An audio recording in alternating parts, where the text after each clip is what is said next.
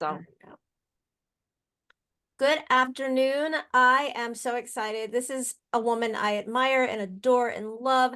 This is Dana. I just can't thank her enough for coming back on. She rearranged her schedule because she's amazing and we have so much in common. And she and I, before coming on, were talking about faith and all of the narcissistic crap that goes on every day. And it's just more people go through it than most people realize. So Dana, thank you again for being here. I'm determined to have you on more often. well, thank you, but you never even have to ask me twice. As we have always said, we are doing this because your daughter's life, and especially what you guys have been through most recently, which is a parent's nightmare, um, doesn't have to happen. And it's happened because of a narcissist. And people just don't get, they use this term narcissist as like, oh, I don't like that person or they're a jerk. No, you don't even know the half of what these Right. people are capable of. And you are the most prime example. And what your daughter has endured most recently is the most prime example of a child suffering because somebody had a power trip. And it's disgusting and vile, and it should be criminal, especially when these people, as is often the case, and as you know too well, are in positions of authority Yes. that allow them to get away with what they do. So we are going to shed light on this for anybody that can relate to it, and anybody that, has that parent or that spouse or maybe an ex that, or maybe it's somebody they know that's with one of these people. You have to know what this looks like so that you can help people get out of these situations before it's too late, because it can literally be deadly. Absolutely. We've had you on before, but please tell everybody a little bit about your story and how you are just a thriver. You're not even just a survivor, you're a thriver, and who you are and what you stand for and what you do every day.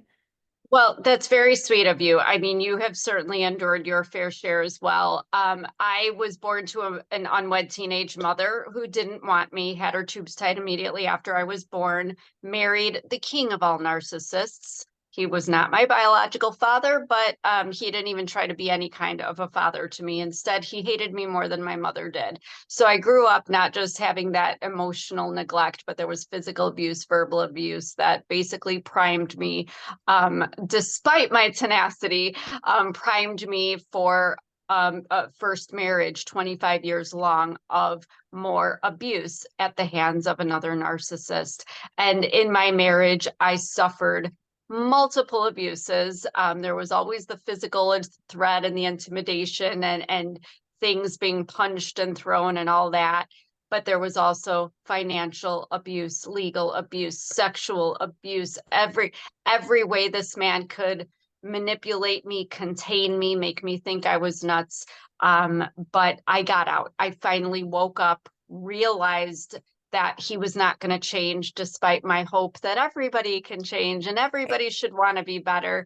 I even thought I could help him be better, but that wasn't the case. So I had to get out when my health took a turn for the worst, because of the constant stress I was under. So that is what my book, Gasping for Air, is based on. And that is how we met, is through podcasting and through the book and through our common parental situation and our common former marriages. But we're both in better places now, aside from your daughter's obvious health struggles. But again, we're gonna speak loud and proud for kids like her and for women like us that need their voice heard. Well, I was telling her again before we came on here is that I love her book, and it is one of those that you can't put down. And a lot of books you kind of get into it and then somewhat you're like, oh, it's dry and then I'm gonna finish it later, and you don't. Not only is her book like grasping for air, you're grasping to keep reading it. You don't even want to put it down.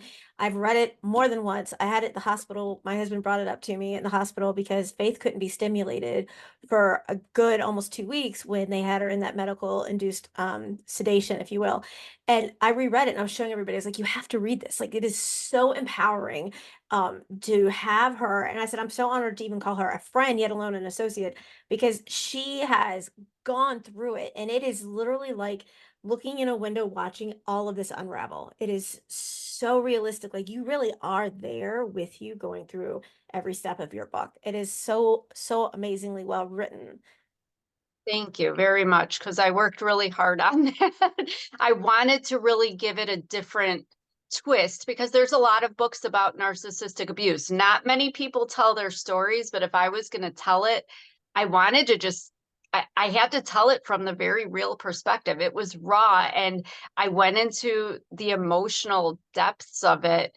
Even, 100%. I mean, there was stuff that even I'm ashamed that I said and did and thought, but I think that's the reality of it, is that they turn you into somebody that you don't even know who you are anymore, and you don't even like who they've turned you into, because you almost have to become like them, as manipulative and sneaky and deceitful, just to get yourself out of it and just to survive every day, Right. and You lose unfortunately yourself. You lose they yourself. do.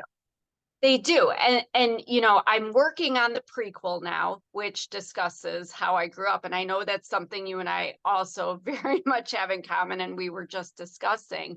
And I think that's another important aspect of it, because I've talked to a lot of people that have been in relationships with narcissists, and there tends to have been some trauma from childhood. And I want people to understand, this doesn't just mean like we were beat up on and we're sensitive and whining about it now, like poor us, our mama spanked us.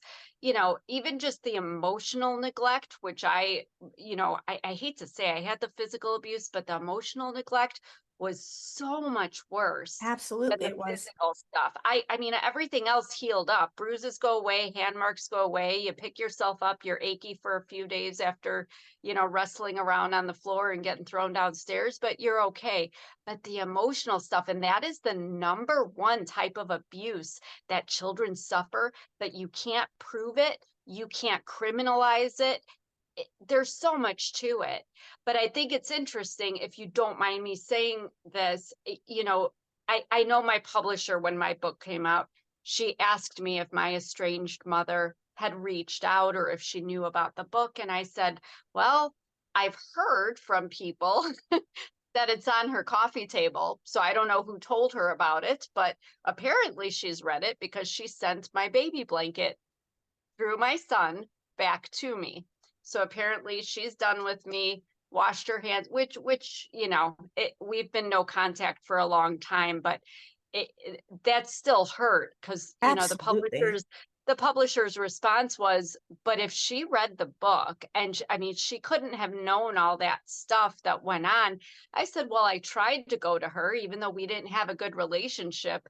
I did go to her. I remember when I called my mother, one of the many times that my ex was unfaithful. Um, and my mother just said, well, you married him, you made a commitment. And I just thought, wow, I mean, I am hysterical, sobbing. My heart is like bleeding out after everything I've taken from this man. And this was on a Mother's Day, by the way. You know, but it just was a lot. And that was my mother's very cold, very factual, unemotional response. But, here, with everything you've been through with your daughter, and I had been wondering, I'm like, there's no way. I know your parents, you don't have a relationship, but I thought they had to, with Faith on her deathbed. Please tell me that they were there, that they reached out, that they offered some support. No, And you said no, no. no, they did not. I know for a fact that they knew. Um, I didn't hear text, smoke signal, email, phone call, nothing. My husband, Michael, actually physically saw my biological dad on more than one occasion because he had to go out back to work, and I remained by Faith's side the entire time. I never went home. And so he actually ran into him a couple of times, and not once ever did he say, Michael, how is Faith? How is our granddaughter? How is, there was nothing said, not a word. And that was really, really hard. My husband said, I don't know why you let this bother you. You haven't spoken to them in years. And I said, yeah, I get it, but that's a kid. That's a kid. in that bed who's been through hell in a handbasket. And if you are so cold and callous that you don't even care that this kid is being told she's not going to make it through the night, she's on multi-organ failure life support, that, I'm being tested for kidney donation, and you can't even say, and it's Christmas. Forget everything. It's Christmas.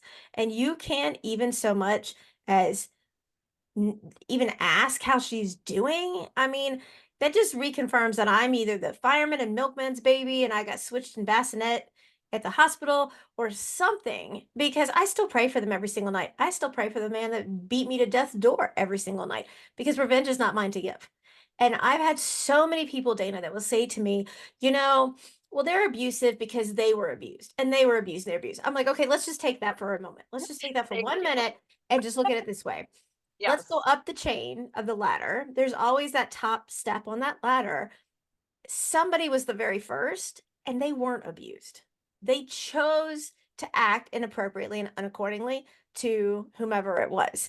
Yes. What are you going to say? God was abused? Are you going to say, or whoever you pray to was abused? I mean, all the way up the chain, you can't say, well, my dad was abused, my grandfather was abused, my great grandfather was abused, da, da, da, da, da.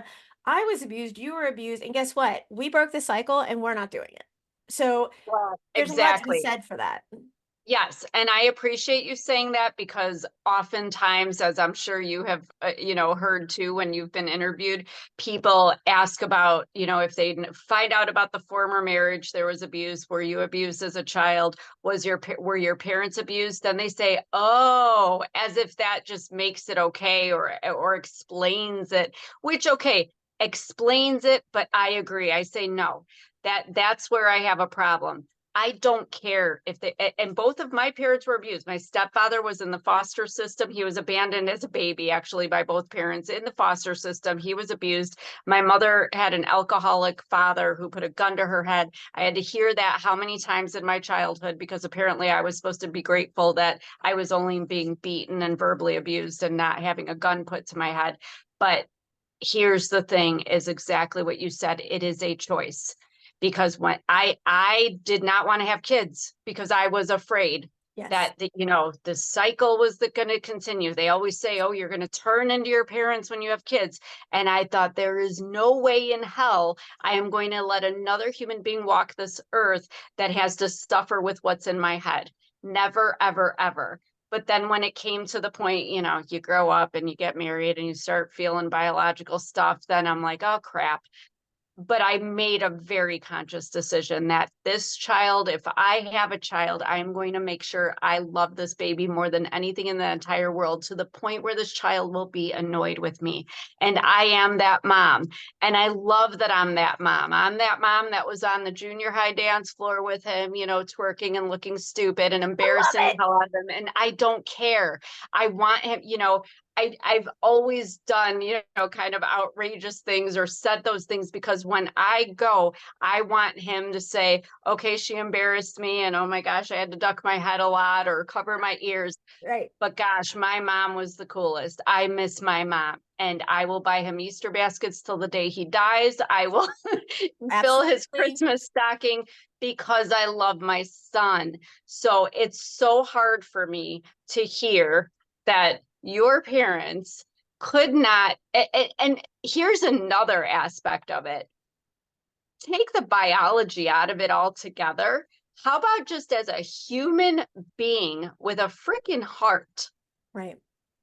The world was watching you on social media. You were at your daughter's bedside. I'm getting chills thinking about it, because there were so many of us that were watching these things, like hoping, pulling for her, praying, You. wishing things were different for you guys. Thank you. And we're not biologically related. And I I haven't wish we even known were. you. I know, I wish we were. You're definitely a kindred spirit, a sister at heart. But that's my point, is that how about just on a decent human being level? I promise you, and this is not to say that I'm so great, and because I'm not the only one. I promise you, there are a lot of us that if we were geographically anywhere near you, even if we couldn't hold your hand and be at the bedside with you, we would have been there. We would have been there. We would have been bringing you food. We would have been sending cards and balloons and whatever we could do, just being present to support you. So it sickens me that somebody whose womb you came out of and who was half your creator could just be so indifferent to the fact that you and your daughter were going through this terrible ordeal, and your husband, of course, too, because he was there with you. I mean, it's very, very clear how much he loves you and Faith, and I'm so glad that you have him. But He was gosh there. darn it. Yeah. Yes, and kudos to him. But it's sickening to me because your mother is supposed to, your mother above all, when you come out of somebody's womb. And I think that's the thing that like our husbands don't get, and that a lot of people don't get, even if you've had, maybe not the best relationships with your parents, just having that relationship and knowing you could put stuff aside for this, that, when somebody's sick or for the holidays. You and I didn't have that, and a lot of people didn't have that. We could be lying bleeding on the floor and our parents would probably turn away and let us lay there and die. And Absolutely. Absolutely. it's a very hard thing, even when you don't have that relationship. It's hard to think in your mind that you're that worthless to a person. It's a hard one. It's a hard one to swallow. You can accept it, but you're never okay with it, I have a little surprise really quick that I don't mean to interrupt you, but No, please. Oh, hello. Hi, Faith. I'm Dana. I'm so happy to see you. I told you all about her. I told you she would be like the sister I always wanted. Remember the book I've been reading, Gasping for Air?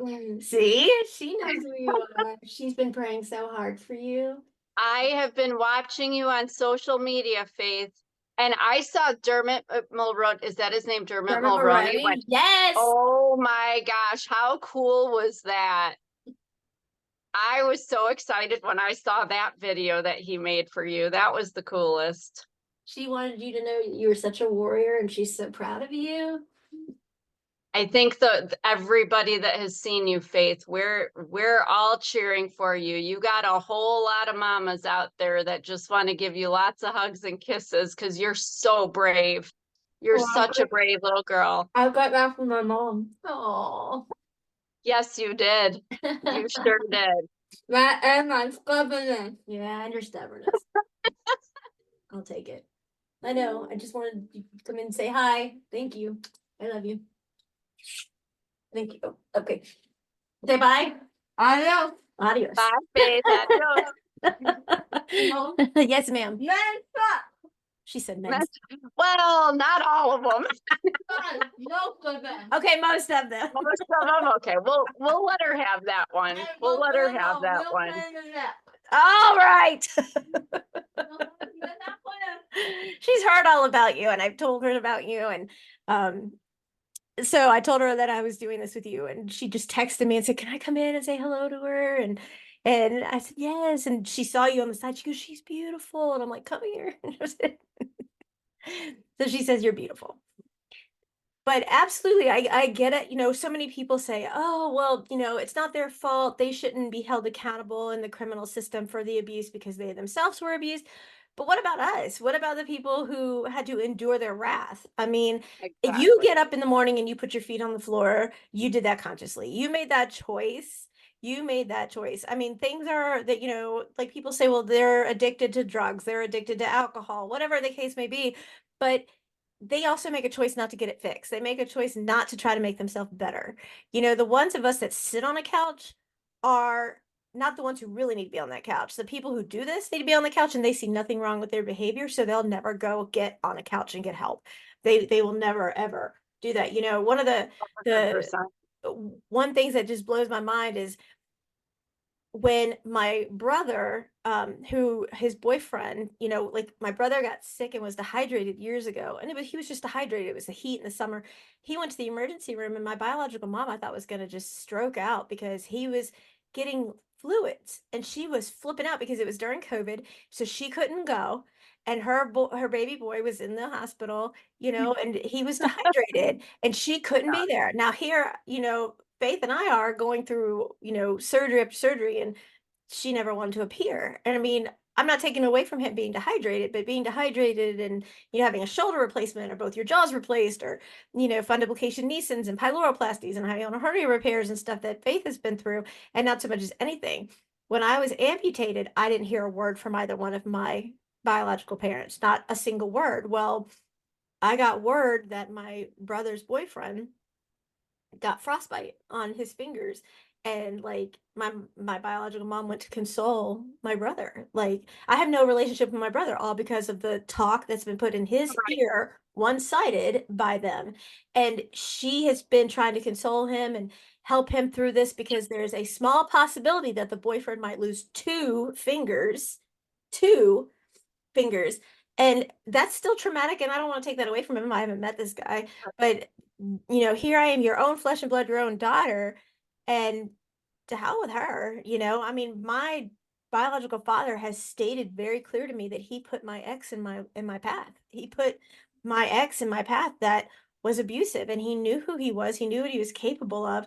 But I mean, I would walk through fire. I would literally, like, Faith was so cute because she started singing the song Mama Shark when, she was in the hospital.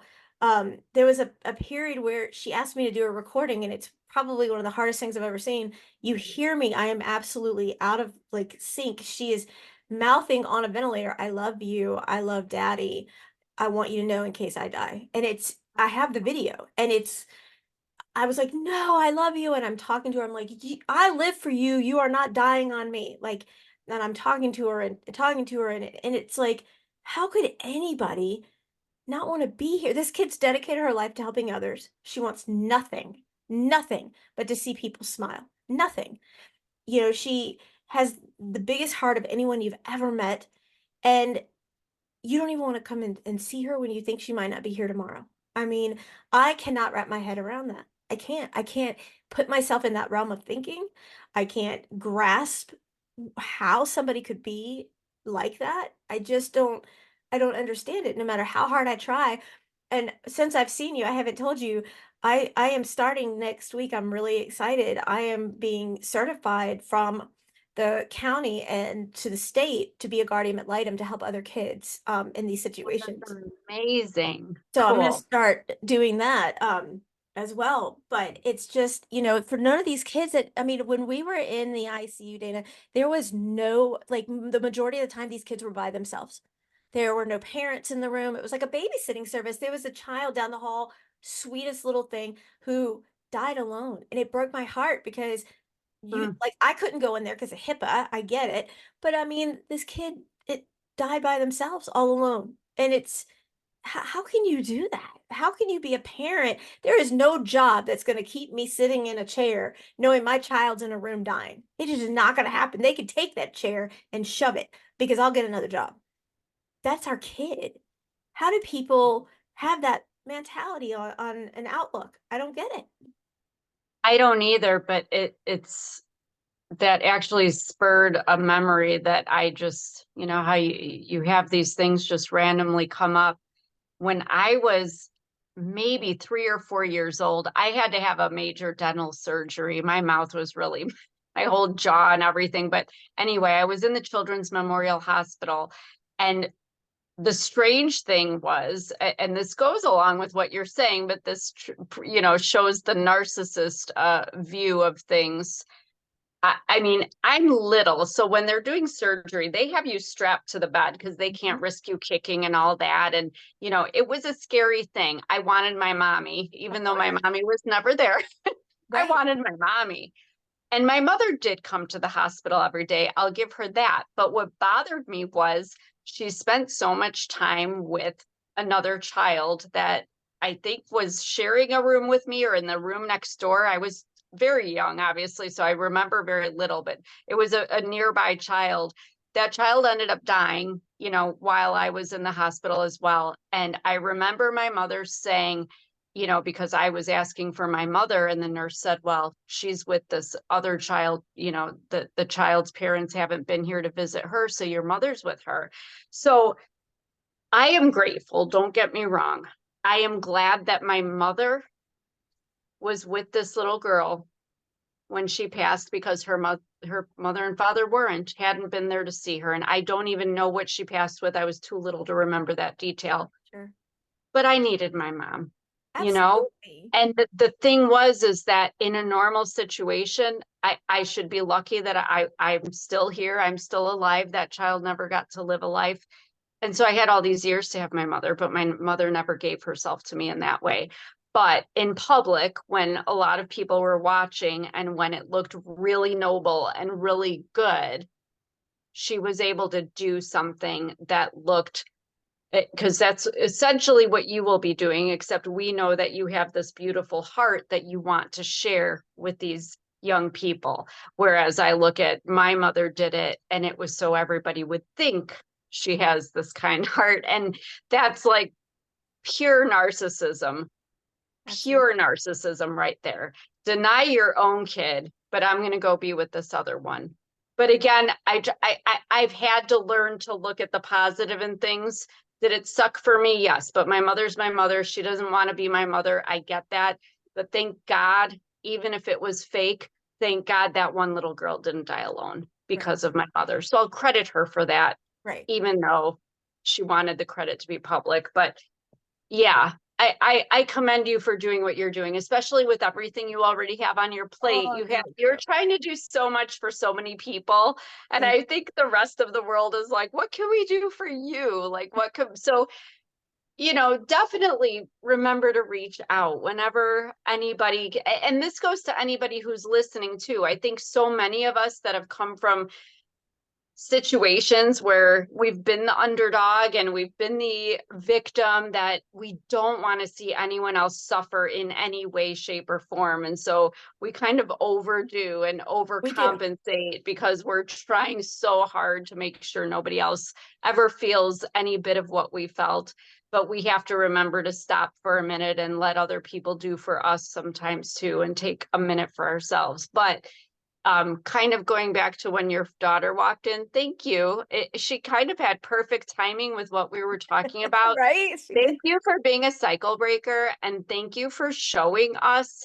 I mean, it made my heart melt to see you having that moment with your daughter. I wish that that was the kind of relationship my mother and I had.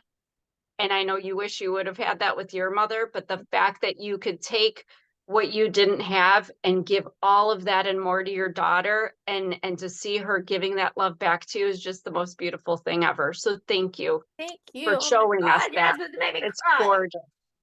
Your husband Well, made me cry. we do need to cry because there are so many kids out there who are us, but 30 years ago and still in those situations when there are people that would be loving them like you and your daughter love each other. And unfortunately, for some reason, our mothers decided not to give us up for adoption or abort us or all the other horrible things they, tell us while we're here that they should have done. But, you Right. know, it's very sad to know that there's a lot of couples out there that do have that love to give. But the fact that you are a cycle breaker, I hope that I am too. I As tried are to you. be. Yes, you are. Absolutely. And yeah, we'll find out when my son has children, if he has children, how that continues, because he's going to be 21 in a few months. He's a little older and he has a lady now that he's moved into his house that he bought. So I know, and I love her to death. And you know what? It's funny that we're talking about this parent stuff, because that's the thing. She came into our lives last year, and I thought it was strange that she was willing to move, half across the country and away from everything and anyone, and finding out little by little that her mother has nothing to do with her.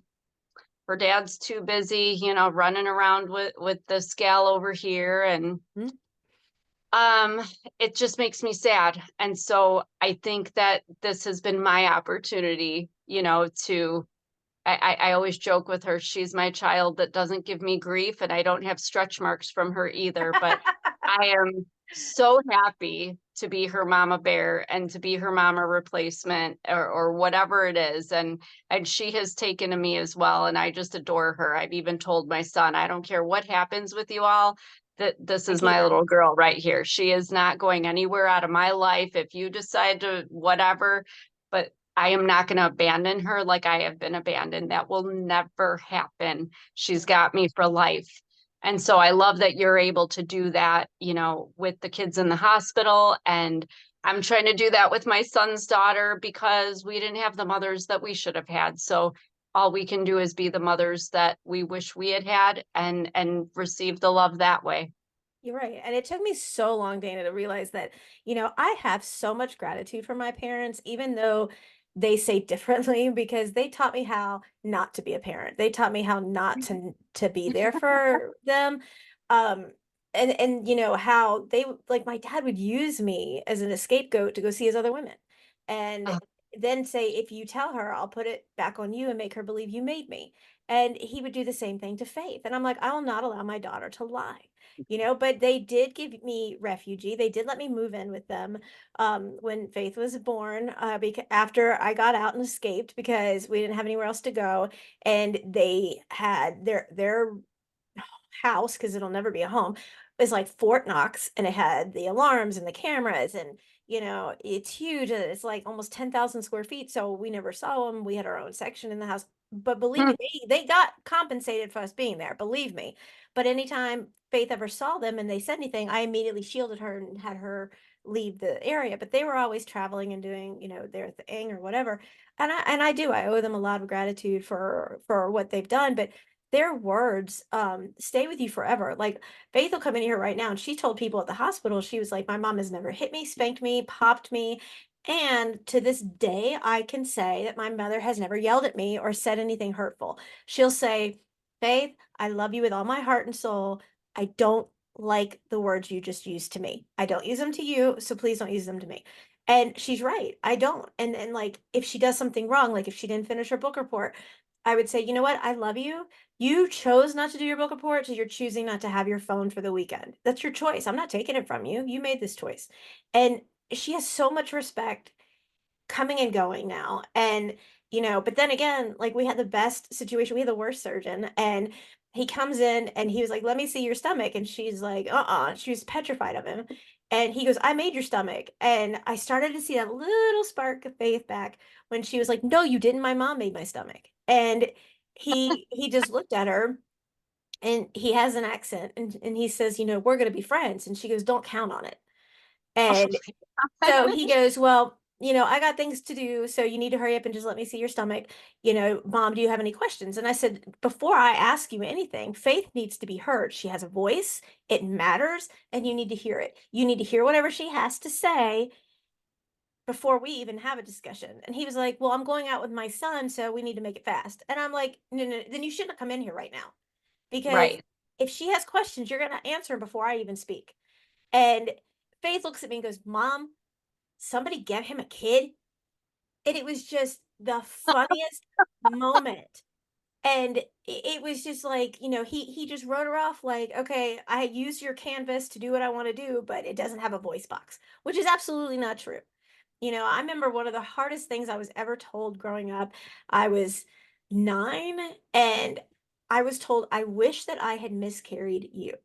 And I was like, what? And I was 9. I didn't even know what that meant. I had no idea what that meant.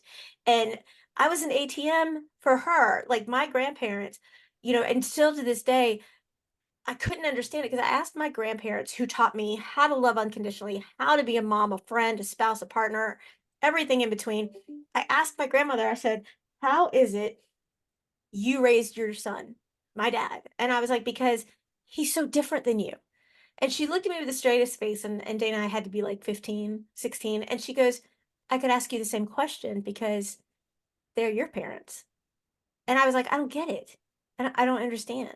And she was like, money and power changed him. The desire for the outside world to see someone that is not the man I raised is what he strives for. And the gold digger he's married to, my grandparents totally disliked her. And I knew it, but she didn't want to admit to it. And they taught me everything. Like every apartment I've ever had, my home, everywhere, there's pictures of my grandparents, every single where that you ever been. And when we were in the hospital, there's a picture of my grandparents over Faith's head, even in the NICU as they're her guardian angels. But it's like they taught me how to follow the good footprints, but my parents taught me how to follow the bad footprints, and I chose never to take that path. I wanted to go this way because this is the more beautiful journey. And to look at my daughter and know that she's going to fight because she has a reason to fight, it's a proven fact that if you are in there and you show love, like I was reading to her and talking to her and singing to her, they're going to fight 10 times harder to survive than those that are in that room by themselves and they have no one. And that's heartbreaking. We don't ask to be born. We are put here, and I know this is harsh and I'll make it an unstoppable because that way nobody gets offended. But I mean, one of the meanest things, and I hold my own and I admit my faults. I'm not perfect. I said to my dad, I said, I can't help you who you went into their vagina, but I can't pick who I came out of either. I mean, Right. you chose who you went to. I had no choice who I came out of. And that angered him, but it's true. A dad is supposed to be the daughter's first love. How that person's supposed to show me how to love and give unconditional love and be there to wrap his arms around and say, I'm proud of you and you've done such a great job and this is the kind of guy you want to date. And I didn't get any of that. None of that. And my mom compared me to my brother on absolutely everything. He wrote a thesis. I know that's not impossible. My brother is incredibly intelligent. He has a master's degree, but he has no self-worth because of how he was raised with these blinders on. And because of that, he's worked at the same restaurant for almost 20 years, close to 20 years, and he has a master's. And it's because he's afraid of confrontation. He's afraid of, being in charge. And that's not Yeah. his fault. He was not taught how. And that's not his fault.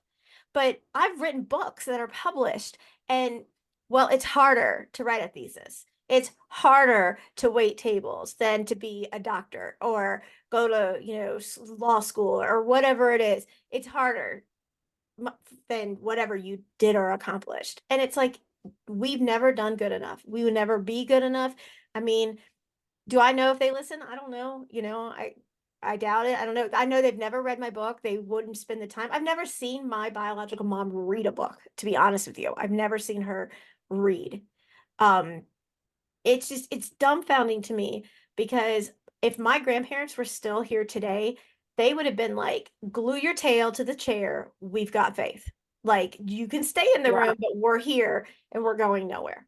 And they would have been every single step of the way right there with her by her side. And if they couldn't have come in the room because they were so adamant that not more than two people could be in the room at the time, they would have sat right outside in that waiting area and not moved, just so they know I know that they're there and that Faith knows they're there. And then not Exactly. even a phone call, a text message, an email, nothing. Not even to this day. See, that's what's baffling to me. But, like I said, we have similar situations, too similar. So I understand, all we can do is, and this is the one thing that helped me in my healing was understanding. I mean, we all know we can't control other people, but I stopped internalizing what I felt or what people were trying to make me feel Mm-hmm. by whatever they were doing or not doing, as the case may be, because, there is a sense of they want to make sure that you feel invalidated and undeserving of their attention and their time and all this stuff.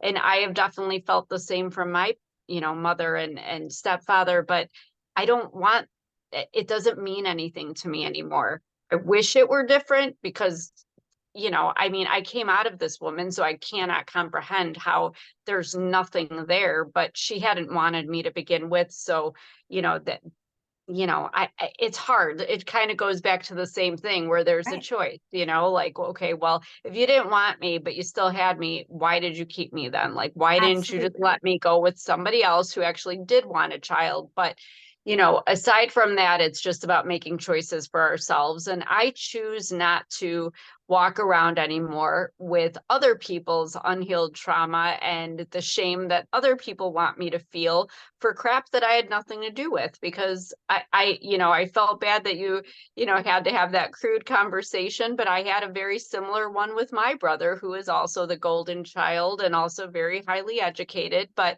he has been told, well, everybody's been told all kinds of lies about me and where, with regard to my mother and that relationship. And, I had to say to him one time, it was actually on a Thanksgiving. I remember being across the kitchen island. We're filling our plates with our Thanksgiving meal. And he said something, well, how do you want her to feel about, your real dad and the fact that you have a relationship? And I said, well, I don't know, because I'm not the one who spread my legs open to make me with him. She Absolutely. did. Right. So I'm here. Guess what? Like, Right. If you didn't want to make a baby with them, I mean, you know how babies are made. Sorry, Right. I'm here, but I'm not, and I'm glad. I'm sorry it took me 40 some years, but I'm glad that I am now taking up the space that I should have taken up before, because before they wanted to keep me in this little box and, Yes. don't say this and don't tell anyone that. And we're going to pretend this and pretend that and not tell anybody. And now I'm just like, no, you know what? I'm not going to do that anymore. I'm not going to be ashamed that I'm half Puerto Rican and that, our Hispanic heritage. I'm not going to be ashamed that you were a teenager when I was born. Shit happens. Oh, excuse No, me. you're But fine. You're crap fine. happens. Crap happens. But, I'm not going to be ashamed for any of it. I'm not going to be ashamed that, my biological father didn't want to marry her and make a little family with her, like would have been her wish. Although she hates him so much, I don't know why she wished that. I don't have any idea, but like life goes on. We live in a time where families are blended. They're different. There are single parents. There's same sex parents. There's, but who cares? I'm me, and I'm not invalid or any more unworthy or undeserving than you or any other human being. We all deserve love. And I will say this to anybody who's in any of our situations with our parents, who has parents like us, believe me, I feel your angst. Even a couple years ago, even maybe, I think the last time was maybe 2 years ago, maybe a year and a half ago. Oh my gosh, I can't tell you how many times I would be in fetal position, crying in a dark room or in the corner of the shower, just sobbing, because the heartache of knowing your mother doesn't love you, the rejection. I mean, my God, I've said this before, but like even serial killers and people who do the most heinous things Yes. have their mothers sitting behind them in court, knowing what their children did, but loving their children Right. anyway What and did we being do there to wrong? support them. Right. So gosh darn it, like for me personally, I was like the straight arrow kid. I was on a roll, two Mhm. orchestras, first chair, composing my own piano music after I taught my, like I can go on with like, and like brag about all these things, but like never smoked, never drank, never. I Me tried to go either. to a party once, but I took a cab home because I didn't like the way the kids were acting. But like I couldn't be any better if I tried, but she couldn't love me.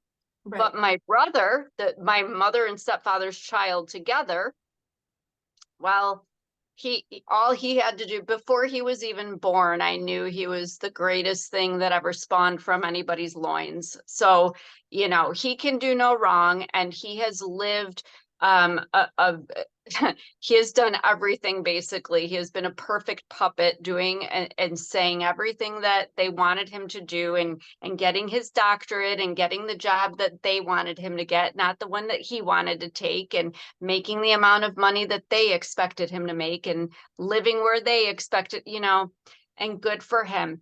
And I honestly love my brother. I hope he's happy. Unfortunately, he has bought into their lies Mhm. and all the things they said about me, and one of the funniest ones I think is, and you know this from reading Gasping for Air twice, But, there was that bipolar diagnosis. Okay. I was said to be bipolar. Well, you don't find out until the sequel that I'm still trying to write over here.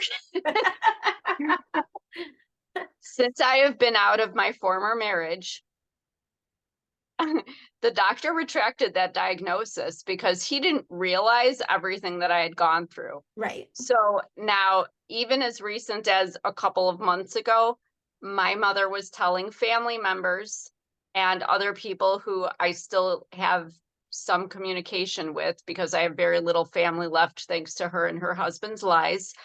They're still telling people that I am so mentally ill and because I'm bipolar, and it's like this hush hush, this stigma thing. My thing is this: number one, you haven't spoken to me in years. So I'm glad you're running around telling people this, but that's like old stuff. And I haven't been on medications for a few years now, for bipolar medication that I was taking. Thank you to my ex, by the way, who is the one, if you read the book, that had me so concerned that I really was bipolar that he sent me to the doctor, and I must have answered all the questions correctly to come home with 2 mood stabilizers that I'm pretty sure were the reason that I was so numb to everything he was doing to me for the next 17 years that I took them. But I am no longer on them. And guess what? I don't think I'm any crazy. I mean, I'm a little spicy and fiery sometimes, but Which I love. than the next. I mean, after everything I've been through, I'm pretty sure that I could do some crazy stuff, and people would be like, well, after what she's been through, I She can gets a pass. justify that. Right. But to make somebody feel less than in any way, whether it's like our parents ignoring us, going around and trying to stigmatize them with a mental health, because I don't know what it is with narcissists. Really, they have to come up with something else, because the crazy thing I'm just so tired of. It's such a vague as you've said before, they should be the ones sitting there. They're the ones that have no remorse and no empathy and no heart, yet we're the ones who suffer. But I want people to know that too. I think that's a big takeaway from all of this. No matter if that narcissist in your life is your parent, your husband, I hate to say, sometimes it's your child, your friend, your coworker, whatever. Just remember, it doesn't matter. Even if I'm sitting here saying, yes, I'm bipolar, I wouldn't carry shame about that. Because guess what? I'm still who I am, and I know my heart, and I know my mind, and I'm a good person. And we all have something, right? We all have stuff that we deal with, and stuff that we carry, and stuff that's affected us, but that doesn't define who I am. And it doesn't define you, any more than like your physical appearance or anything. Even I have this thing I've always told my son: good people do bad things and bad people do good things, so what's the intention? So there's a lot here, but I don't ever want anyone to feel like the things that you and I have felt. And I know I've had, even recently, somebody reached out because they actually had committed themselves because they were worried they were going to take their life. And I mean, I can speak for me. I've been there, not to where I was going to take my life, but I've actually wished that I had the ability to take my life too many times, because I just didn't want to do this anymore. I didn't want to deal with the pain. I didn't want to hurt anymore. I didn't want to suffer. So if that's you, and if you're listening to this, just remember this. Number one, the people who are biologically related to you, yeah, they're supposed to love you. They should have some sense of obligation to support you and be there for you. They're not always going to be. But like me, like you, we're okay. Yeah. Because there you're are not people alone. in this world. So not You're alone. not alone, because there's so many people. I think when I stopped focusing on the people who didn't love me, even though they were supposed to, once I kind of got them out of the way, it's kind of like pulling weeds in your garden. You started to see like, oh, what's that over there? There's something blooming over here too. And there's something sprout. There were all these people, and they'd been there all along. And then new ones came in because I made room for them. But I had blinders on. I was like, no, they're supposed to love me. They're supposed to be the ones. Right. Forget them. The thing is that no matter who you are, I don't care your circumstances. whatever your situation is, you deserve love. You Yeah. deserve love. Absolutely, 1,000%. 1,000%. And it doesn't make it any easier. I think it hurts us more because we have such a giving big heart. Because like I'm sitting there watching her, and Michael was with me 24/7 the first 2 weeks. And then he had to go back to work because he didn't get sick time. So I was there by myself, and he would leave and come back like he'd be gone 3 days and come back for one night, and then he'd go back. And he's like, "Have you walked out of this room since I left?" No, I haven't even walked down the hall. Like I've gone, no, I'm right here and I've gone nowhere. And I sat there and I honestly thought, when he was there, he was so my rock. He was at home, he was my rock, he was my rock. But it was like, why? Why don't I have a parental unit that's like sitting there with me going through this, And then how are they not just destroyed? I couldn't put my head on a pillow at night knowing that my child or my grandchild, whatever the case may be, is in a hospital dying and I don't give two rats behinds about it. Like, and I think it hurts us even more because growing up, you and I wondered, I know I did, why do y'all love my brother so much, but not You. me? What did Yeah. I do that he didn't? And I mean, like, my dad has no decent relationship with my brother, and he never even wanted to accept the fact that my brother is gay. And it's like, okay, well, as long as they treat you well, I don't care. As long as they don't put their hands on you in an unwarranted manner, I don't care. But Victoria was the one that was like, well, you must put your name on a bus stop and you stayed, so you deserve to get beaten every single day while pregnant. You're the one who did this or this. When I wasn't even there, say I was at my grandparents' and my brother did something, I'd come home from the weekend and it was like, you're grounded because this happened. I wasn't even there. And it's like, why am I not worth loving? I mean, what is wrong with me that makes me not okay to you? I mean, like I could never figure that out. To this day, I can't figure that out because Well, it's just unhealed trauma. They obviously have issues that they are not strong enough to take accountability for. but they So don't think they've ever instead, done anything wrong. Not I one know, thing. and that's the lovely thing about narcissists. If we could all think that highly of ourselves, that we are incapable of doing anything to ever harm somebody. Believe me, I've had that conversation with my mother when she was questioning my faith in God. I remember this conversation, and this was actually a year before we went no contact forever. And she was asking me about, like, do you go to confession? I said, well, I'm supposed to go a lot more than I do, but yeah, you try to go and do that. And she's like, well, what do you confess? I said, well, there's the 10 commandments, and I'm explaining, and then there's the 10 things under each one. We have this little pamphlet at our church of 100 questions you can ask yourself, because God knows somebody will find a sin in something. But it's Nobody's just about perfect. taking accountability for, like, yes, even if it wasn't intentional, yes, I may have thought or said or done something that probably wasn't the best version of myself or the best person I could be. And she literally said, I'll never forget it for the rest of my life.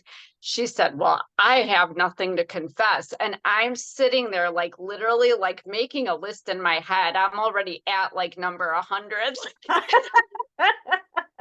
Give you like, let's just start with like the lying part, because that's usually when we're little, when we're 6 and 7 and 8 Right. going into confession, we start with like, I lied to my mom and dad. Well, let me like start there, lady. Like, but and I challenged her on it. I said, you've never done or said anything snarky or not. Oh no, I don't talk about anybody. I'm like, we just had a conversation about a cousin that you were saying is fake, and said, like, really, lady? Like, so I just have you have to look at people for what they're worth. And, I'm not telling anybody to disown their families, but I think that we have to be, when we're grown up, especially, and able to make these decisions, look at people for what they're worth. Now, my husband feels that even though there has been stuff in his family, he can go to his family stuff and just be polite and be courteous and just avoid those topics of conversation. And, there's one person in particular, just kind of avoid them, say hello if he has to, and he's fine with that, and he could have a good time. Me, I'm kind of like, if I know where we stand with each other, like, I don't need to submit myself to your toxicity and your crap. So not so interested. Like Right. I don't do fake, you know. I know my husband would he respects my position and understands it, but I think he wishes that I was more like other people are, where they just go and pretend to be not, and it's just not who I am. But I mean, everybody's got to figure out what works for them. Right. It's just not worth my time when I know now that I see clearly that I know I would rather spend my time and energy because I have so little that's just, you know, to socialize or to be with family. I want it to be with the people who matter to me and who I Absolutely. matter to. And Absolutely. I don't think it's a bad thing to say, like, am I sad? Yeah, it kills me that I don't have a relationship with my mother. But like you, my grandma, and she's gonna be 84 on Saturday. I call Oh, her my happy hot mama grandma. Sita. I know, happy birthday, grandma. But she loves me so much, and I feel her love. And it's like a mother should love a daughter. And she hates that there's this divide between her daughter and me, but she doesn't love me any less, and she doesn't place blame. And you know what? She loves my mother. She doesn't like a lot of the stuff she's seeing, unfortunately, for the first time in all her life, you know, now that she lives with my mother. But, you know, I'm glad that I still have that. And Yeah. we all just have to look at what we have.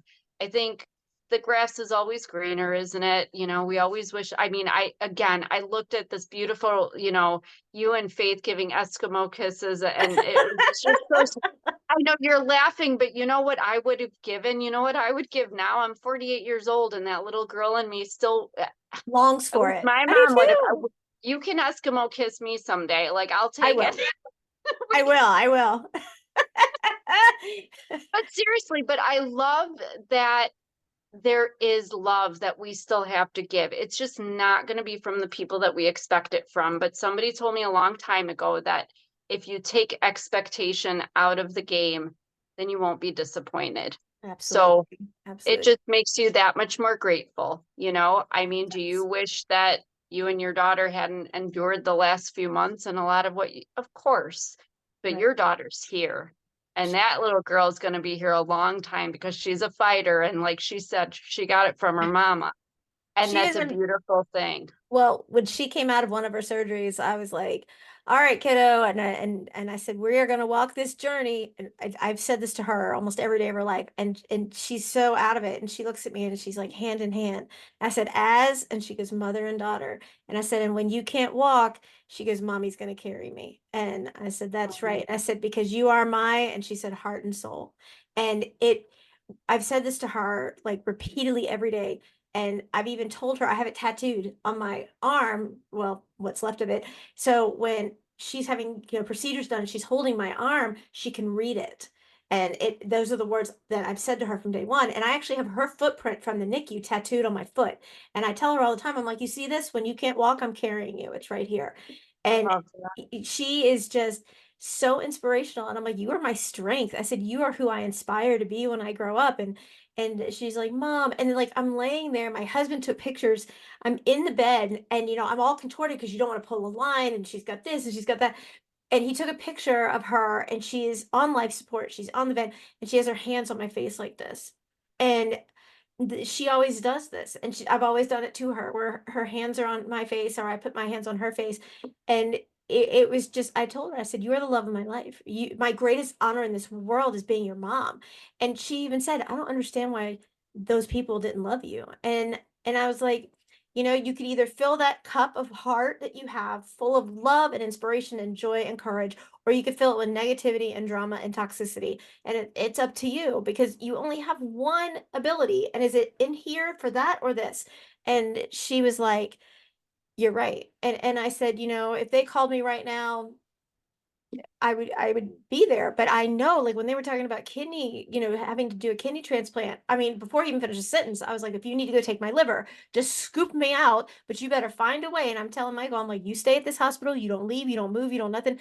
When they get me done, you wheel me back here. I'll recover here. I don't care. But part of me was like, what if I'm not a match? They won't even call and see if she's doing. They're not gonna offer to be tested for her, and luckily by the grace of God, this kid's numbers turned around and yes, she has a kidney disease now, but it could have been a whole lot worse. We no longer, by the grace of God, have to have a transplant. But it was just every day we would pray and pray and just, the chaplain was in there all the time. I'm like, you come in here and pray for strength and guidance. You do not pray for comfort because she can't stop fighting. Like she can be Right. comfortable when we're recovering, when we've healed. And until then, you can't. Hey, babe, you can't not fight. You have to fight. This is not an option. And when I look at her and I had never seen her. I mean, she coded in the NICU. She had seizures in the NICU. We had a tracheostomy placed in the NICU. I was more scared this time because a tracheostomy gave me a guaranteed airway. And there was a period where, Dana, they came in and they were like, we need to teach you how to do the Broviac line. And it has to be sterile and it has to do this. And I'm like, okay. I was so angry at myself because I couldn't put gloves on my hands. And I was like, I'm going to figure out how to do this. And Michael's like, it's okay. I'll help you. I'll help you. I'm like, no, no, no, you don't understand. I've changed all the trachs. I changed all the tubes. I've done this. I've done that. I will figure out how to do this. And I got so mad. I was like, I feel like I'm failing her because I don't have two hands. How am I going to do this? I have to keep it sterile. I have to do this. I have to do this. So I said to them, I need a minute. And I walked out and I was like, give me an extra large glove. I wear a small. I was like, give me an extra large glove. I got it on. I was like, okay, it's on. Now let's go. And they were like, how are you going to open the saline? It's wrapped in plastic. And I jammed it down on my leg from the other side and it popped out. And I'm like, it's out. And they're like, Mhm. I'm like, there's a way to do it. You just have to find another way. Like I can tie my own shoes one-handed. I'm like, it just takes some time, Right. creativity, and patience, and you'll get it. But you're pregnant for so long, months and months and months and months, but then they grow inside of you, and then to give a child and just be like, to hell with you, I will never be able to wrap my head around how somebody could feel that way and be so empty inside and cold and callous, how they even get up in the morning and look at themselves and like who they see. They can't. There's no way, but they are heartless and they're emotionless. They cannot feel a thing. That's funny you say that because in writing my book about growing up, that's one thing that keeps coming up. And, it's funny when you write stuff and you start seeing patterns, because even though the stuff has been in your head, when you have it on paper, you can actually So different. visually notice a pattern. And that word emotionless, that's my mother. Hmm. She always just had this stone face, flat lips, just dead in her eyes. And it, it, I look back on everything, and, hopefully the book will be out by the end of this year so everybody could read it, so you'll understand where I'm coming from. But I think that's why she just tried to inhibit everything I showed potential in, every success I had. Achievements were diminished or just dismissed altogether. I could not, I mean, I was working on one scene today where I'm like, my school nominated me to be in a pageant in high school. And she was like, I don't know why you're doing this. You're not going to win.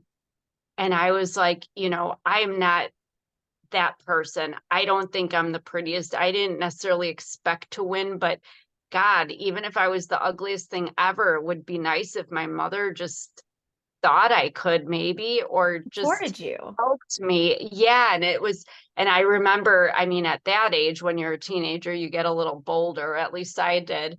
And I was just like, what is it about? Like, please tell me, because my whole life, as you and I have been discussing here, it's been that, why can't you love me? You love him, my brother, you love all these other people, but what the hell is it about me? Why can't you love me? And I said, can you at least just give me a compliment? And she said, no.